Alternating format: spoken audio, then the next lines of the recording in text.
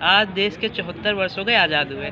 कहीं ना कहीं बहुजन समाज अभी भी पिछड़ा है। इसके पीछे मतलब जो मेन उनकी वजह है वो शराब और ये अंधविश्वास। हमारा समाज जो है इसी में फंसा हुआ है। इसी वजह से आज 74 वर्ष हो गए, हम जहाँ थे वही है, जहाँ के तहाँ है, अभी बढ़ नहीं पाए। आज मेरे ब्लॉग्स में चार बहुजन यूट्यूबर्स हैं।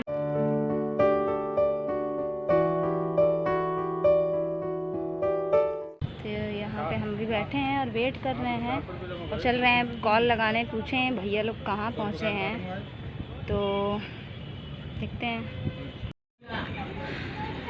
तो दोस्तों हमारा इंतज़ार पूरा हो गया और जिनका इंतज़ार था वो लोग आ गए और आ चुके हैं वो लोग, तो आपको सबको मिलवाते हैं उनसे। सब लोग आ गए। जय भीम भैया। जय भीम। जय भीम। जय भीम भैया। आप सबको वीडियो में देखते थे, ऐसे सामने सब देखिए, बहुत वेट करवा। कैसे हो सम्राटो?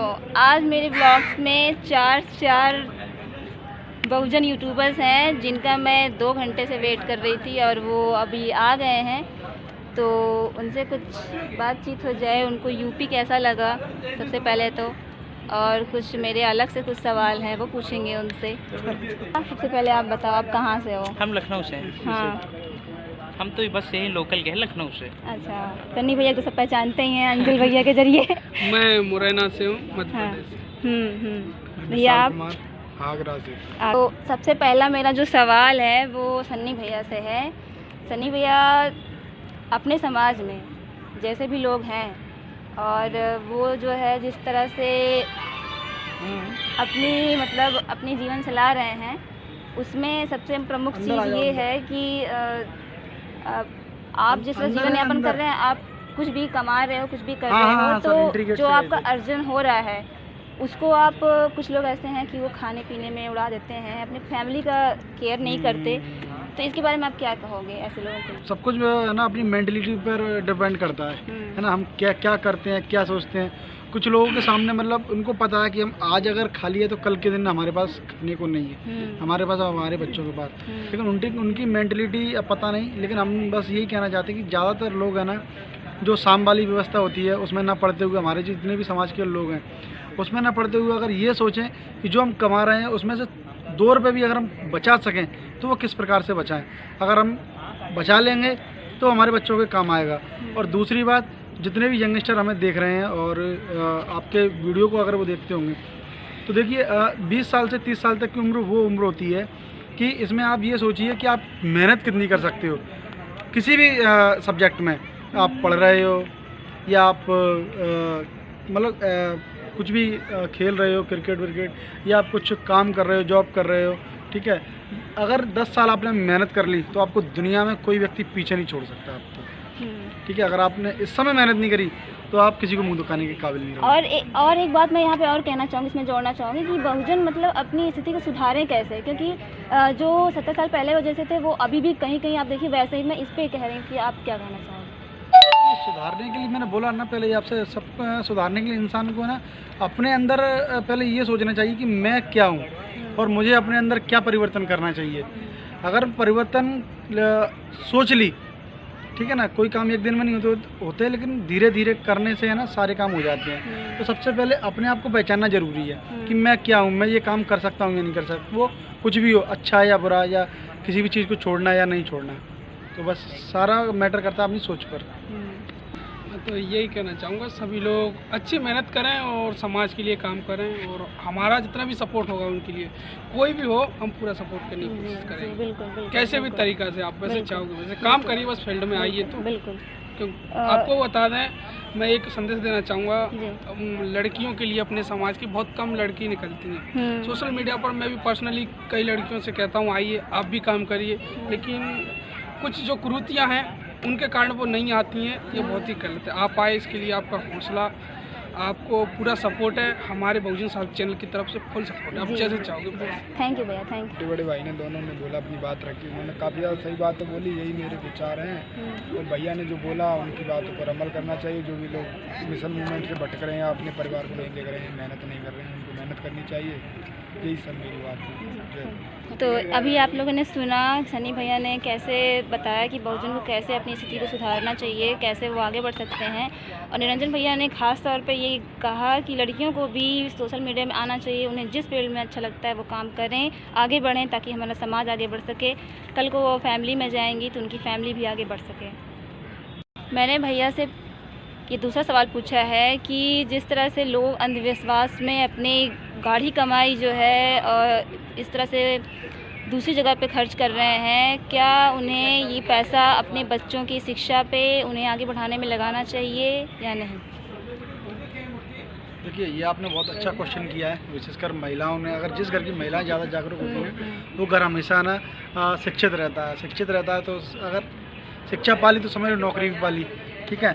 और अब रही बात अंधविश्वास की, तो अंधविश्वास से है ना, पता है हर किसी को पता है कि कोई भगवान नहीं होता, कोई ईश्वर नहीं होता, लेकिन लोग है ना, सबसे बड़ा कारण है उनके अंदर डर भर दिया गया है, ठीक है ना। अब जैसे उदाहरण के तौर पर ले लो कि आपने शनिवार, मंगलवार, गुरुवार इन दिनों को आपने नॉनवेज खा लिया तो अरे घर में कुछ अपशकुन हो गया, ठीक है। और शनिवार को जो लोग तेल वेल चढ़ाते होंगे कहीं, अगर उस दिन वो नहीं चढ़ाया या मंदिर नहीं गए, कुछ भी अपशकुन होता, कुछ भी, तो वो अरे यार आज मंदिर नहीं गए थे, आज तेल नहीं चढ़ाया था। फिलहाल 107 रुपए में है, तो अभी 107 नहीं है, 170-80 मेरे यहाँ तो आज 190 हो गया। फिर भी घी भी तो काफी ठीक महंगा, फिर भी है। लोग अब सुनो, अब पिछले 2 साल से कोरोना है, अगर ये ईश्वर, भगवान और गॉड, अल्लाह जो भी होता XYZ, तो भैया ये कोरोना का ही नहीं समाप्त कर लेते। बिल्कुल, ठीक है।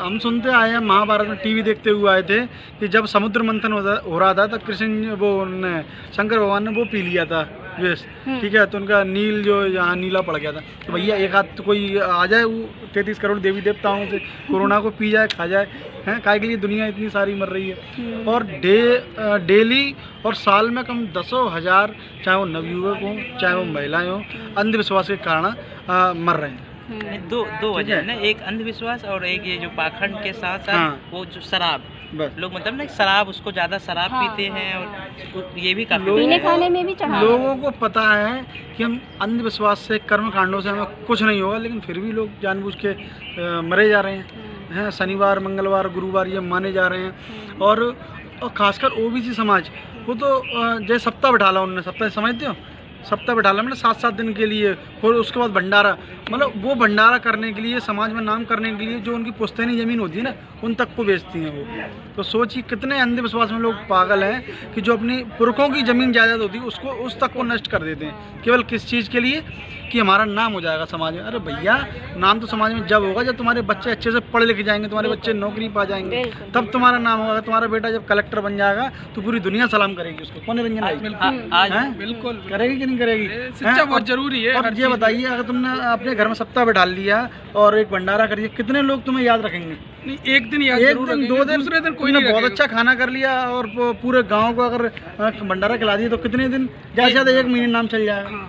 खाने पीने के बाद लोग आएंगे, अगर अच्छे बनो तो याद रखनी थोड़ी देर तक, चलो खाया है, अरे मजा ना आयो, और बेकार बना तो दिक्कत, बेकार बनो तो दिक्कत। अगर शिक्षा थोड़ी देर ही याद रखेंगे और सुबह से याद करेंगे, शाम को दावत खाने में फिर भूल जाएंगे बाहर में। सही बात है। और कलेक्टर वगैरह बन जाए तो अखबारों में नाम। और दूसरी और एक बात, अगर लोग, तो उनके लिए शंकर भगवान के लिए लड़कियां अक्सर व्रत रखती हैं, अगर उनको शंकर जैसा पति मिल जाएगा तो क्या होगा फिर?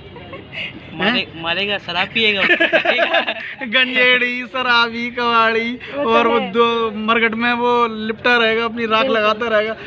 ऐसा ही पति मिलना चाहिए ऐसे लोगों को। देखो सनी भैया, आज देश के 74 वर्ष हो गए आज़ाद हुए, कहीं ना कहीं बहुजन समाज अभी भी पिछड़ा है। इसके पीछे मतलब जो मेन उनकी वजह है वो शराब और ये अंधविश्वास।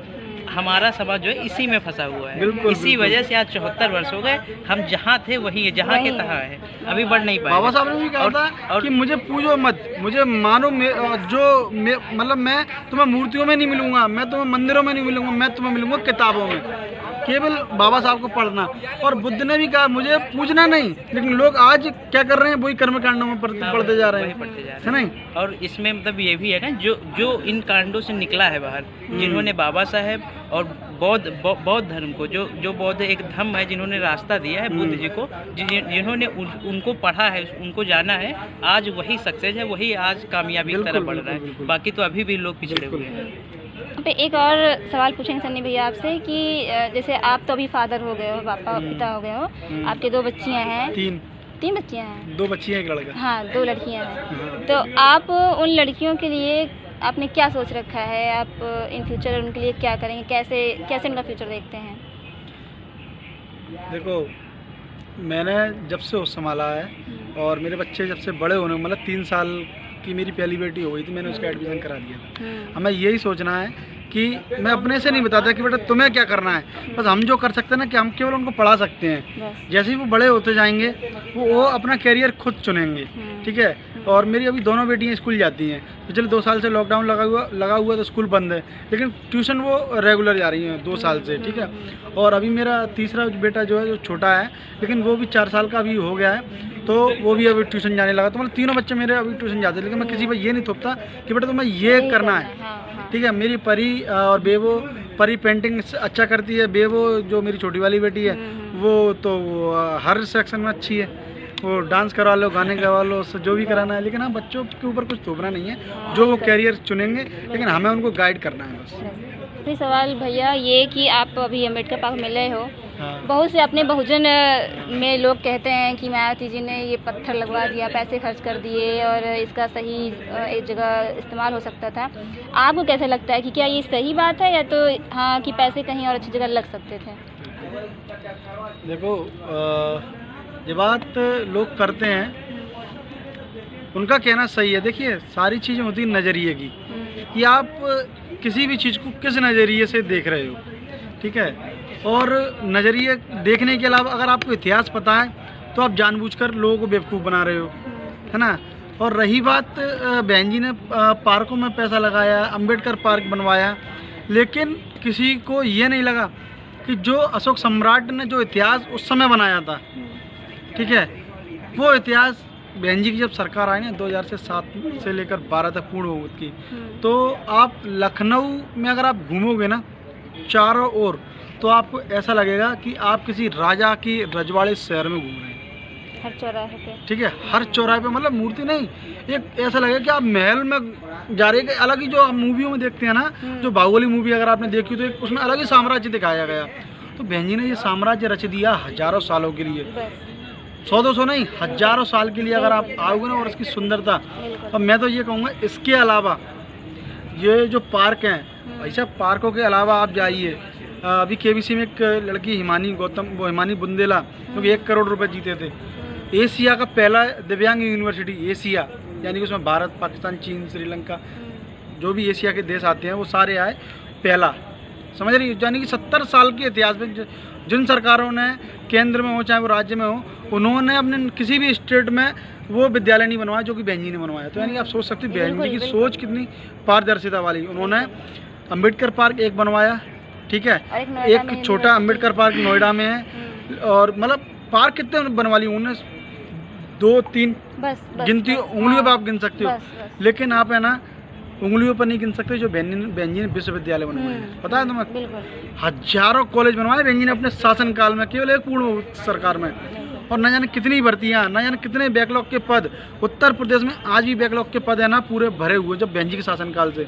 और आप इनके अलावा किसी भी स्टेट में चले जाइए, बैकलॉग के पद कहीं 1.5 लाख खाली हैं। मध्य प्रदेश में हमारे 1.5 लाख पिछले 10 साल से खाली है। और एक और बात कहूँगा बस लास्ट में जाते जाते, देखिए बहुजनों की सरकार तो बहुत लोगों की आई है, जैसे कि मुलायम सिंह की है सरकार आई, बिहार में लालू जी की सरकार आई।